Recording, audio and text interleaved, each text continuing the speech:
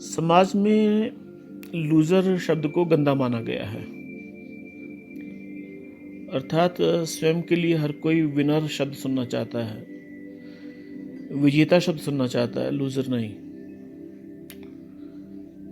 इसके अतिरिक्त लूज़र होना एक तरह का स्ट्रेस है, तनाव है।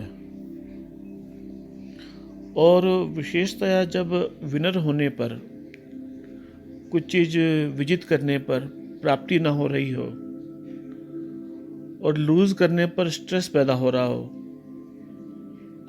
तो उन स्थितियों का सामना बहुत कम व्यक्ति करना चाहते हैं। वस्तुतः यह दिमागी संरचनाओं का भेद है। अर्थात कुछ मस्तिष्क बिना मतलब की आफत मोल लेना चाहते हैं। मतलब उनका एटीट्यूड ऐसा होता है कि आ बैल मुझे मार। वो चुनौतियों को स्वीकार करते हैं, वो चुनौतियों के अर्थ निकले या न निकले। पर कुछ लोग बिना मतलब की आफतों से बचना चाहते हैं। इसमें एटीट्यूडनल रीज़न हो सकते हैं और कुछ हार्मोनल भी कारण होते हैं। जैसे कार्टिसोल नाम का हार्मोन होता है जो स्ट्रेस से कॉप करने में भूमिका निभाता है। ये डोपामिन है, इसके लेवल की कमी हो मस्तिष्क में डोपामिन की, तो व्यक्ति स्ट्रेस लेने से बचता है, अर्थहीन चुनौतियों से बचता है। किंतु चेस तो एक चुनौती है, वो तो साक्षात बोर्ड के ऊपर युद्ध है। तो जब आप युद्ध करते हैं तो उसमें हार जीत भी होती है, और जब हार होती है, पराजय होती है, तो एक तरह के अहंकार का विखंडन होता है। तो इसलिए आपका अहंकार आपको अनुमति नहीं देता है कि अर्थहीन रूप से उसका विखंडन हो।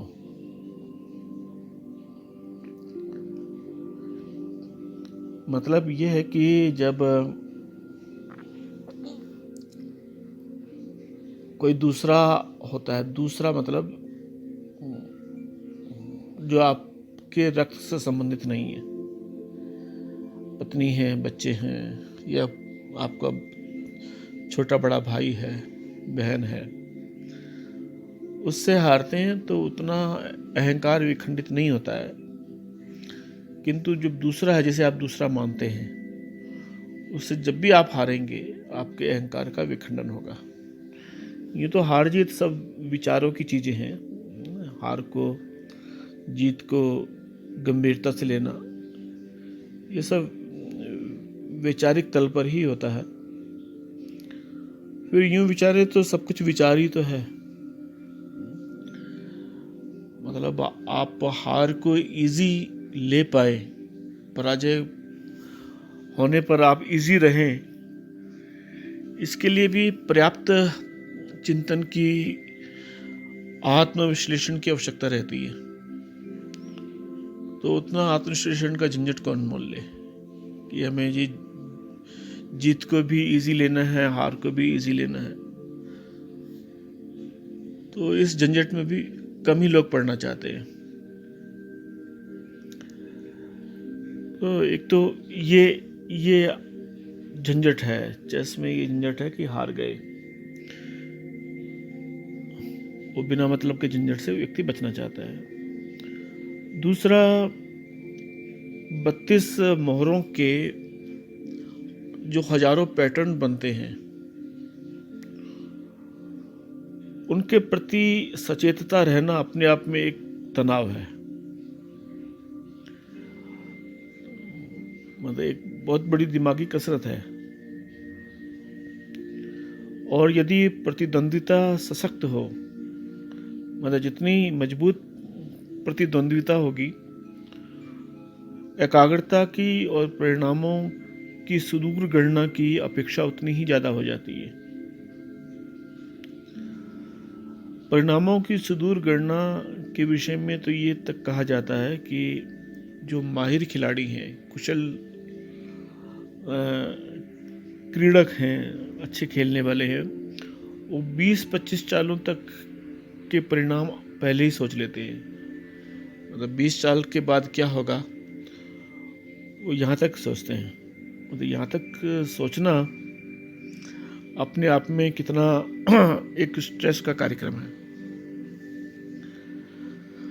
और एकाग्रता तो इतनी अधिक चाहिए होती है कि मतलब एक चाल पूरे खेल का ही पासा पलट देती है। एक गलत चाल पूरे गेम का भंटाटार करने में काफ़ी है। हाथी घोड़े तो बहुत दूर की बात है, एक प्यादा अगर आपका मरा हुआ है, मर जाता है, अतिरिक्त मर जाता है, तो वो हार जीत में निर्णायक हो जाता है। अब पूरी एकाग्रता चाहिए कि एक गलत चाल और गेम खत्म।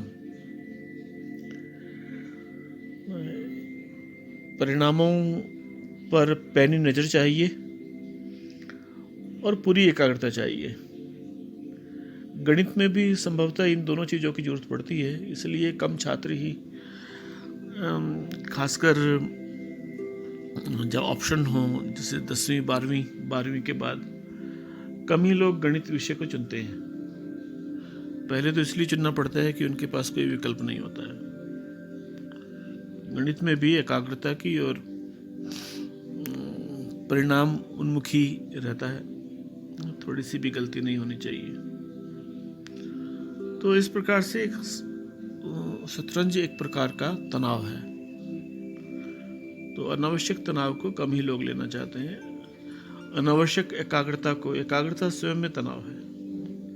इसलिए जब आप ध्यान में बैठते हैं तो एक तरह का तनाव शुरू हो जाता है, यदि आपको एकाग्रता से प्रेम नहीं है। फिर भी मेरा सुझाव है कि थोड़ी बहुत रुचि शतरंज में सबकी होनी चाहिए। और यदि हारने से, पराजय से आपको डर लगता है, तो यानी आपका पराजय जीत हार के प्रति गंभीर एटीट्यूड है, तो अपने बच्चों से खेलें जिन्हें आप अपना समझते हैं, भाई बहन, या जिन्हें भी आप अपना समझते हैं, पत्नी, या बहुत अच्छा मित्र हो जिसे आप अपना समझते हैं, आप उससे खेलें। तो हार जीत में उतनी गंभीरता पैदा नहीं होगी। और जब आप अपने से, यानी मान लो आप अपने बच्चे से खेल रहे हैं और हार भी जाते हैं, तो एक सुखानुभूति पैदा होती है। किंतु साथ में ये सुझाव है कि जब भी आप खेलें, अपने से खेलें या पराये से खेलें, पूरी गंभीरता से खेलें और पूरी एकाग्रता से खेलें। तो शायद हो सकता है खेलने में आपको खेलना ना भी आ पाए, मतलब आप बहुत अच्छे खिलाड़ी ना भी बन पाए, किंतु एकाग्रता का बराबर अभ्यास होता रहेगा। और ये एकाग्रता का अभ्यास खासकर ध्यान मार्ग पर बढ़ने में बड़ी भूमिका निभाता है। एकाग्रता का अभिप्राय होता है एका एव अग्रह, एक ही सामने है और कुछ भी सामने नहीं है।